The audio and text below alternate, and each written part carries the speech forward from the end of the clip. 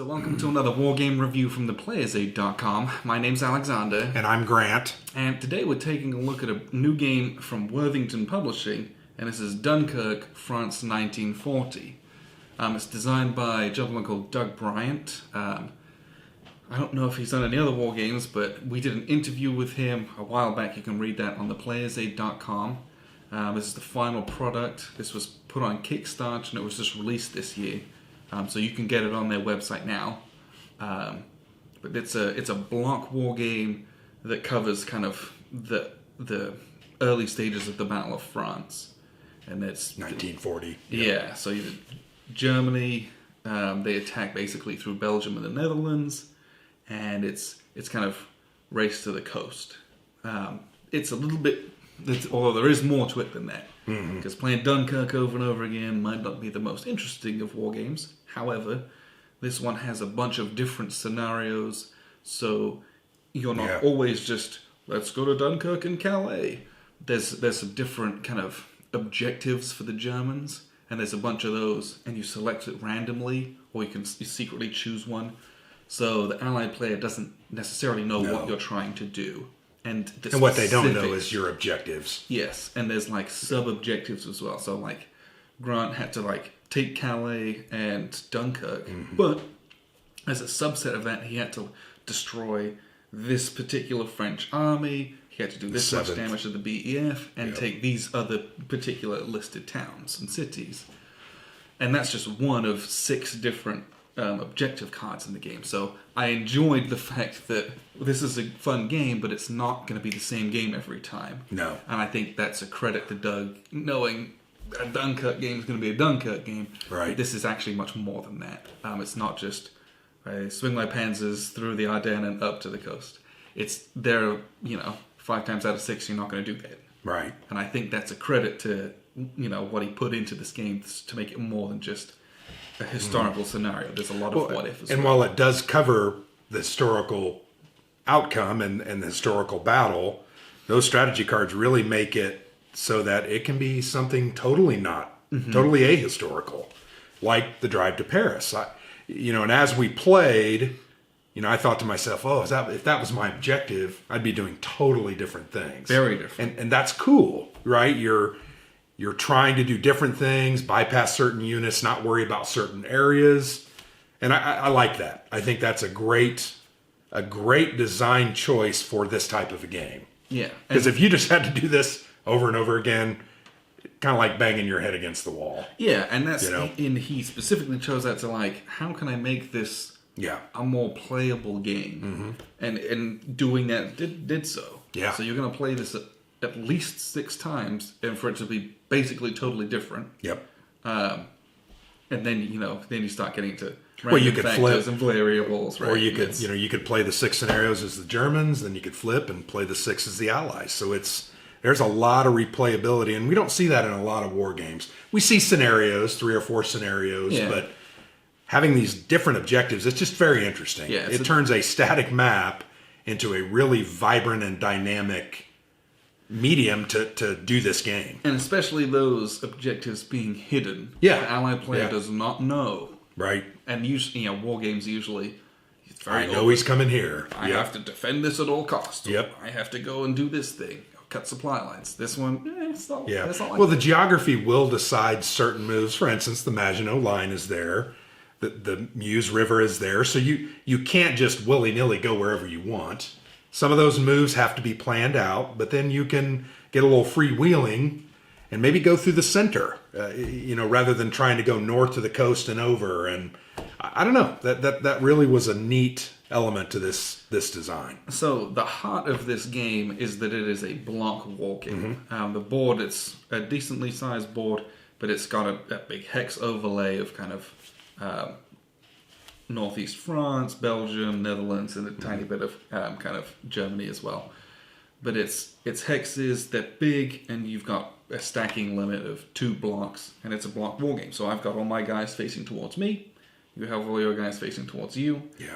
So on top of all those hidden objectives and kind of what was my enemy trying to do, I also have no idea what their force composition is, or how it's arrayed, and how much of that is a bluff. Well, and now that I'm sitting on this side, right? I'm looking at your blocks going, dang it.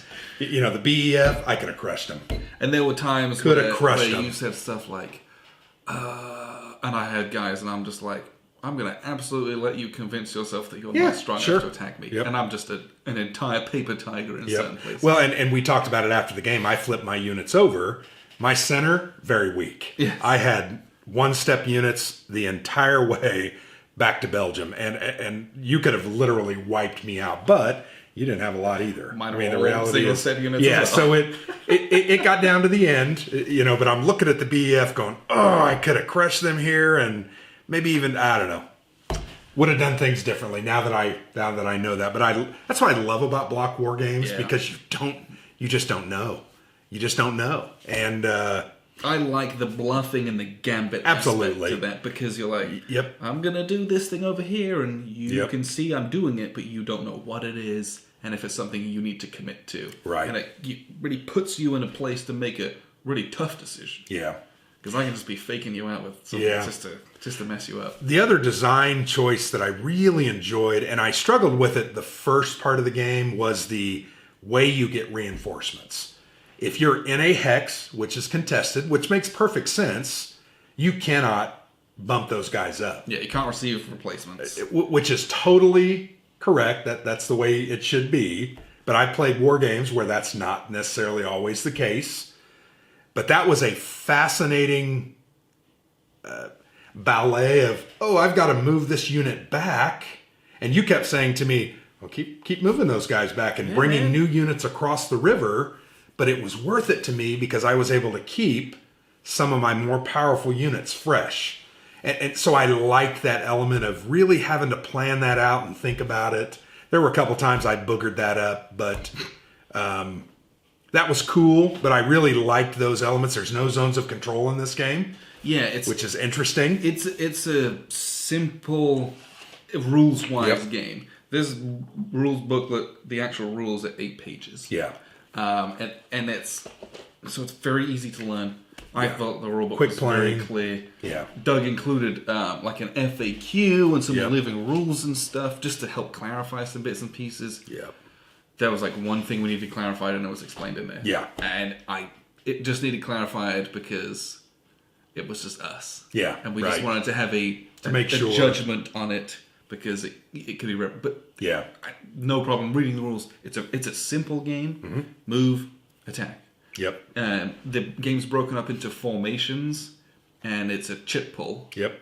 So you're drawing an entire block. So an entire block out of the cup, but it is that activation. That's the way you activate units. As such, you could play it solo. You could doing that, but the cards are hidden information. Yeah, and using the blocks. Yeah. So you'd have to not ideal for that. Right. But I always like chip pull because it's always like... It's a great way to start the action. Sometimes you get hosed, sometimes it's great. Well, and the other thing I really liked is the first 2 turns? Yes, first 2 turns. So the first 2 turns, the Germans had 2 different formations, each with 2 different chits. Yeah.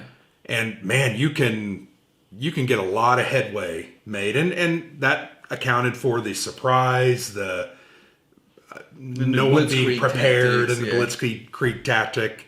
But I really liked that. Man, when that went away, and it was only... You had 7... I think you had 7 activations, and I only had 2. Man, that turned into a different game, because then you were kind of like drawing ones, and you're like, well, I can't do anything with that. And I'm like, bonus. Or I'm drawing one, and I'm like, the 7th Army has 2 blocks. Great. Yeah. And Army Group A has 7. And I'm like, this is not good. Yep, exactly. So I think that part of it's fascinating. I think it's really cool how he designed that. So you've got huge moves by the Germans early on for that blitzkrieg, but then it comes down to a much more conventional style of warfare towards the end of the game as that kind of wears out. And that also, that's something I really liked. To me, it simulates the stretching of their supply lines, which was the huge problem with Dunkirk. That's why the British Expeditionary Force were able to escape. Yeah, because the Germans just had to stop. Yeah, they had to slow down and bring fuel up, and there's some other stuff there, but the command range was also very, very important. 3 hexes.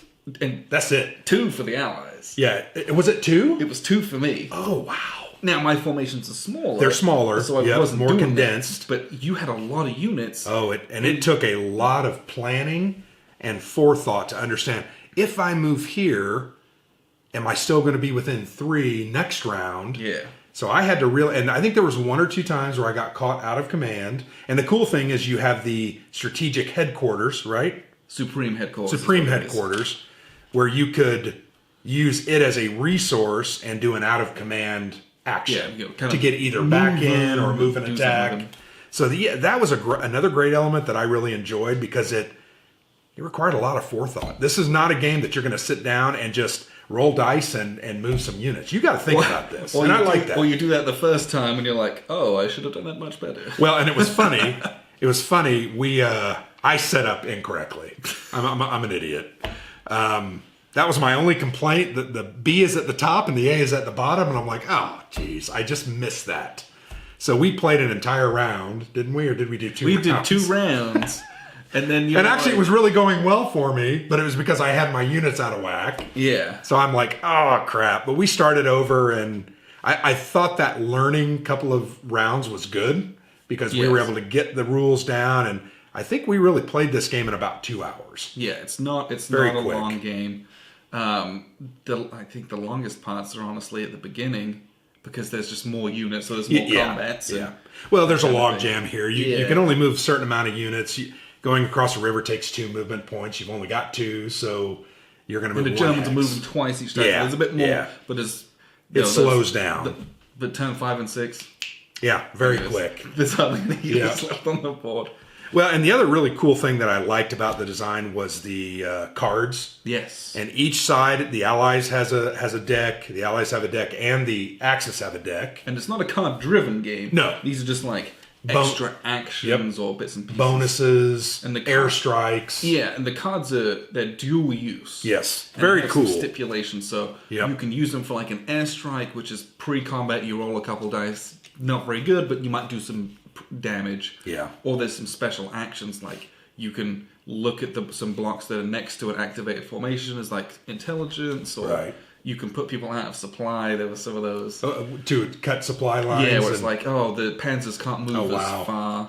I laid mines on you one time. Yeah, that was devastating. That could have been really bad if I wasn't closer than I was. Yeah. Or you had paratroops to land in Emmail on the fortress. Yep. Which because the fortress is super strong. The Belgians roll 5 dice. They sit there and chuck 5 dice. Yeah. So they can defend against infantry all day long. One unit can stack in there, but they roll 5 dice. Yeah, so that's like the equivalent of 2 or maybe even 3 units, depending on.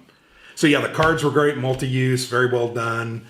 I thought But there's an economy in those as well. There is. You don't get enough. You start off with a few, and then for the Allies, they immediately go away. At turn 3, you're drawing through 1. 6, you draw 1 each time. I'm drawing 3 and 2. It slows down. Yeah. But you can, again, that Supreme Headquarters, you can spend one of those points, and you have like 4 to start the game. They are hard to come by. You can draw an extra card sometimes. But using those, because they're really, sometimes you're like, they're great. Great card. Or they've got the replacements or reinforcements at the bottom. Oh, you can get 3. Which that's the only way you can get guys, typically. But you're like, do I save it for that? Or do I use it for this key airstrike to make sure I can kill some panzers? Yeah. And so you faced it with choices at every turn. Yeah, there are a lot of choices in this game, and I think that's great. I really enjoyed the Supreme Headquarters, the flexibility of that, to use it to bring a unit back. That's not an armor unit that was destroyed. Yeah. To draw an extra card. What else could you use it? To do another attack. Yeah, the second round of combat. Because the interesting thing about combat is you move in, that initiates a round of combat, and that combat round only lasts 1 round. Yeah. So it's every unit fires in a priority, depending on who attacked and whether you attacked across a river and all the dice, etc. And then you're done. So the Germans have to move. So I felt like I should have used my Supreme Headquarters more to move. I think I used them more for cards. So once again, it's a choice. And that's what I like about this game is, whilst the rules are simple, you're like, I know how to play the game. Yeah. There is a lot of choice, and I was surprised at how much choice there was in the cards, how to use them, in my units, what to do with them. And the Supreme HQ points, there was always stuff to really think about. Yeah. Even as the allies who at times you're getting wailed on, right? Right. You're kind of retreating or fighting defensively. You have to really pick when you're doing counterattacks. You don't want to be too dumb about that. But there's always choice. I didn't feel like some of these games, you're like, what am I? Why is my base? Why is this? I'm getting destroyed for 5 rounds, and then I have a round or two. And that was something that Doug was really. He was like, I don't want it to be that, and I don't feel like it was. I felt like there was enough for me to do as the allies, where I wasn't bored for 2 hours. Right. I had a good time with this, and the BEF are pretty strong. Oh yeah. So if you can pick your battles and roll well, and you can really do some damage to the Germans as well. There's stuff to do in this as the allies. And the interesting thing, I love the differences in the units. You know, there's the mech infantry and your armor and then your infantry, but those BEF units are mechanized units, so they generally attack more often than not before. Yeah, they'll attack before infantry usually. Right, and it just makes a Army Group B is a lot of infantry. Yeah, it just makes a huge difference. So having them roll 3 dice, needing 3s on a 10-sider, while it's hard to roll, you're going to get those more often than not if you have 3 and 4 dice. And the German infantry are rolling 3s as well. But if they're rolling second, they're going to be rolling fewer. Yeah, if it takes a hit, because you take a hit or two. Just, I think, a very well put together game. Yeah. What I'll do is I'll show you the board, kind of how it works, and then we'll wrap up with a few final thoughts. So here's a look at the board. You can see it's not the biggest board in the whole world. I want to say it's probably 22 by 22. I don't even know if it's quite that big, but it's a very stylized board. Not necessarily the most stuff on it. The terrain's very clear. Forest, marsh, basically everything else is clear.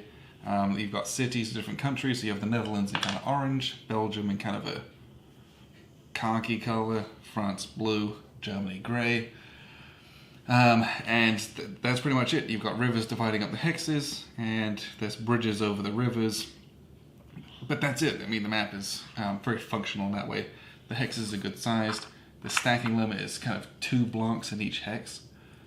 This is the end of our game. This was an Allied victory. The Germans didn't make quite enough headway to take Dunkirk, but they swung some panzers round to get Calais. And they just didn't do quite enough. They were trying to take Lille. That would have been some more victory points, and then just a couple more losses here and there would have turned the tide. But this is a game where Germans start over here and they have to push all the way across the map. So that's pretty much how that's going to go. But like we said with those, the variable objectives on the strategy cards, there's a bunch of these, and these determine the specifics of what you're trying to do. So the one we did was kind of historical one where they're trying to take Dunkirk, Calais, Lille. They're trying to destroy the 7th Army, crush the BEF, and do that with minimal losses. That's the German objectives in this one. But there's a bunch of different variants. So there's a variant where we're not trying to get to the coast. We're trying to kind of split everything in 2. So you're trying to take these French cities in the middle. You're trying to destroy the 7th Army, I think, or the 1st Army, and kind of break everything. It's just a different type of tactic. Or there's ones where, like, you're not even going up here. You're trying to drive on Paris, and the objective is to take Paris down in this corner. Well, it's totally ahistorical, but in the game, you get more replayability, different types of scenarios. So it's enjoyable. It's not always going to be the same thing each time, and that's always good fun. The game is played in formations, and we have a bunch of them here. These all go in an opaque container, so we had a mug with a bunch of those in. And you just draw it, that's who's going right now. So, early game, you might have the Netherlands going. They have a couple of kind of their units, which are they're effectively defensive roadblocks. They're not going to do a whole lot. Or you might draw a particular formation from the French army, the 9th, 2nd, 7th, or they've got some reserves. And then each of those formations has an HQ. And it has a little HQ in the corner here. Ooh, let's show you that.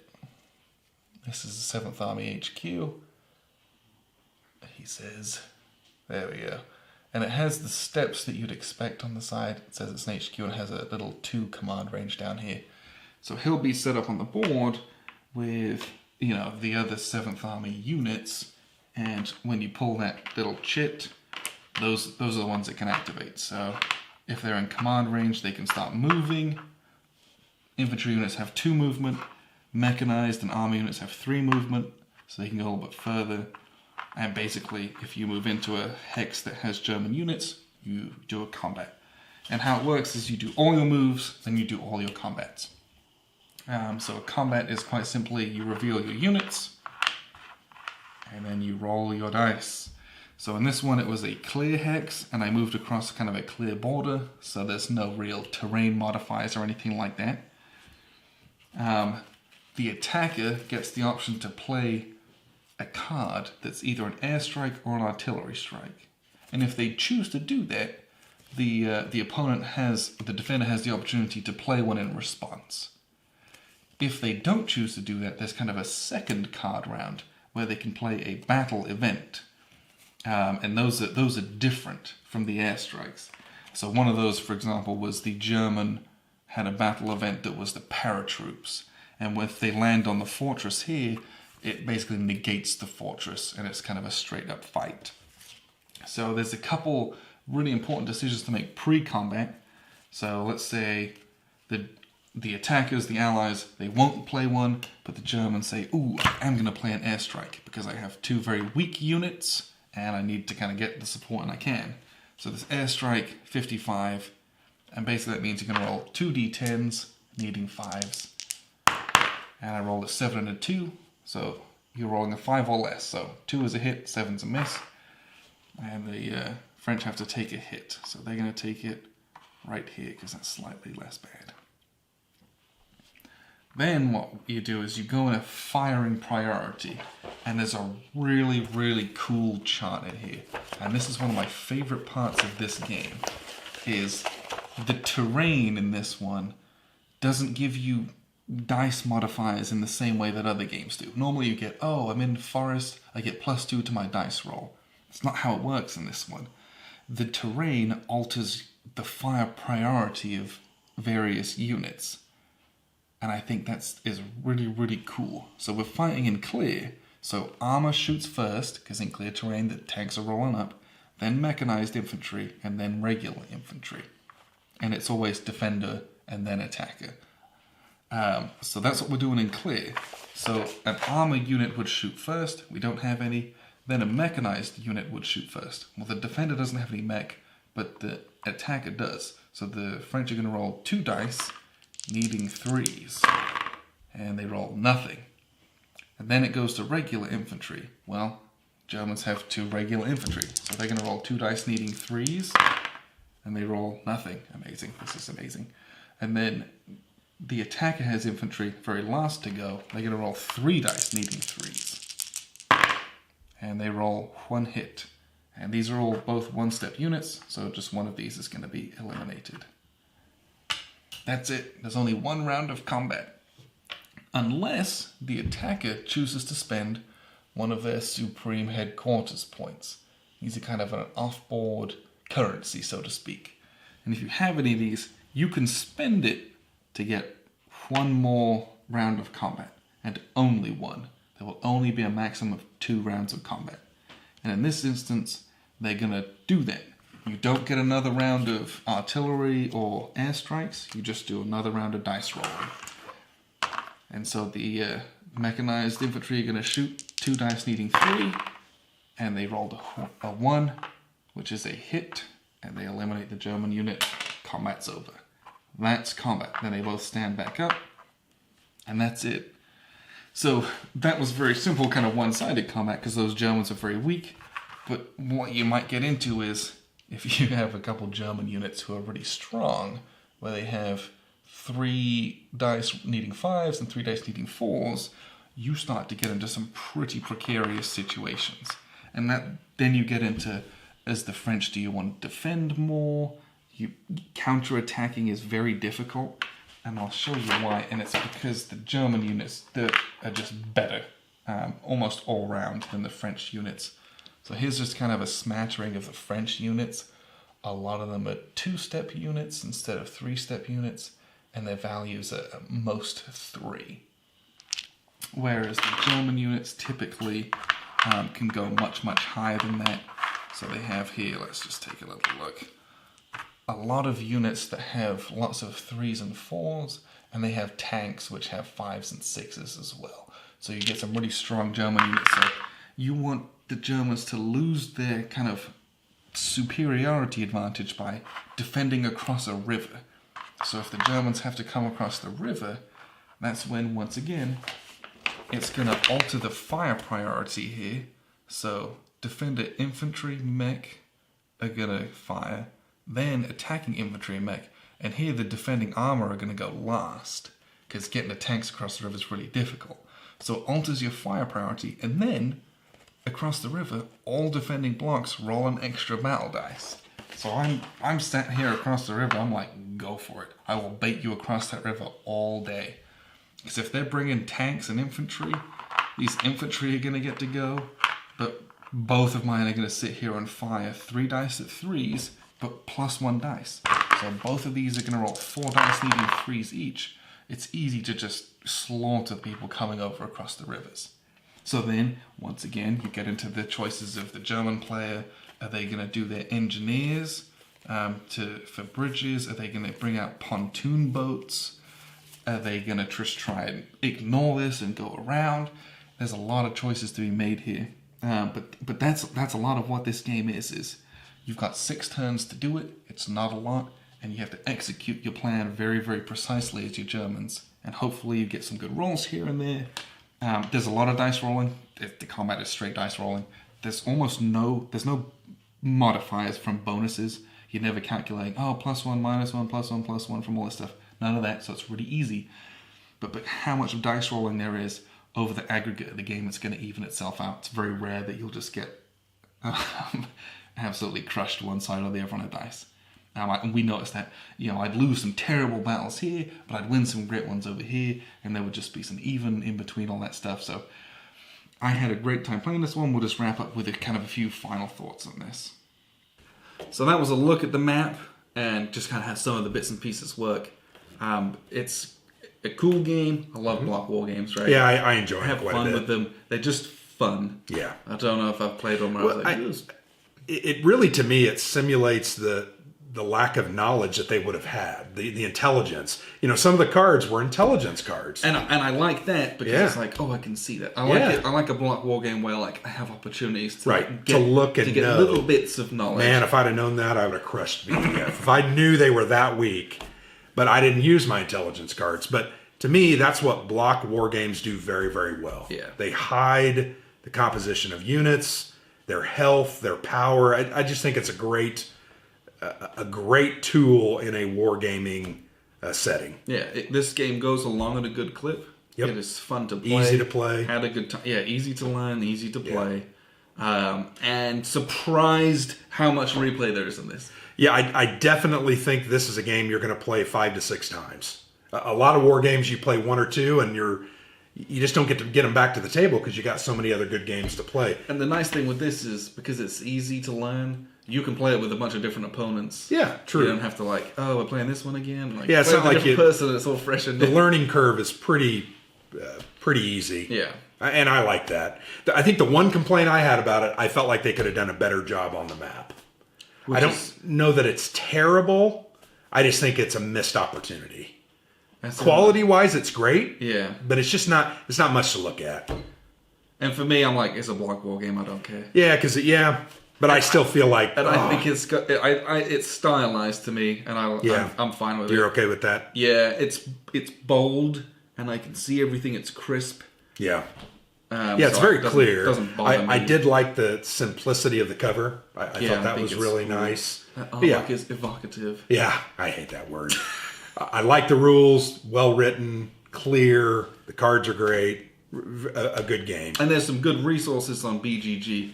Doug put together an FAQ with some errata on there, and there's a play card you can print off that's got a sequence of play, and it's just some of the exceptions to some of the rules. Use the planning card. This is a Kickstarter exclusive, I think. Oh, it is. Yeah. If you got the Kickstarter, use the planning card because how many times was I like, "Hey, where's Lil? because it's covered up with units. It's one of your secret objectives. Right. And you're like, where's Lille? And I'm Well, I never said it, but I'm like looking. I'm trying to pick up everything, but all you got to do is circle that, and that would have made a big difference. Yeah. Not in the outcome of the game. I ultimately ended up losing as the Axis. I only scored 6 victory points. Yeah. And you need 10 to and win. I need a minimum of 10. And we were talking about it. I'm going to be honest, it's going to be hard, I think, for the Axis to get 10. Now, maybe in some of the other scenarios, but in that initial, what was that one called? It was Race Drive to the Coast. Drive to the Coast. Variant 1. That's going to be a tough row to hoe. And I think I like that. Yeah. Because I think it would be easy to make a game where the Germans smash the Allies. Right. And here, this is a game where the German player is in the driving seat. They have to make good choices. Yep. And execute their plan. I think they have to make excellent choices. I think they also have to use their resources impeccably well, like extra attacks. Your cards used very well. Use your airstrikes and the attacks Yep. you mean to use really, them in. yep, Don't right. accidentally blow it on a different one. I did that because I would have controlled Lille and had 7, but I still would have been 3 short. Yeah, but it's, the Allies, a newer player can have a bit more of a forgiving time. Right. Because if they're just, I defend, I need to be on this side of the river. That's Yeah. pretty obvious, right? Yeah. But the Germans have to be the one to kind of really lay it to them. Yeah, you got to get across the river, and you got to do things quickly. But I like that. I'm okay not being a historical outcome. I'm okay with that. Yes. To me, I'd rather play a game that is fun and playable and is in doubt even to the very end. I think down to the very end, we felt like I was one worried. or two. If I could have taken Lille and maybe killed 2 units, I'd have been very close. So good game. Yes. I really liked it. Had a good time with this one. So this is Dunkirk, France, 1940, from Worthington Games. It's on their website. It's available for purchase. And appreciate you guys tuning in. I've been Alexander from theplayersaid.com. And I'm Grant.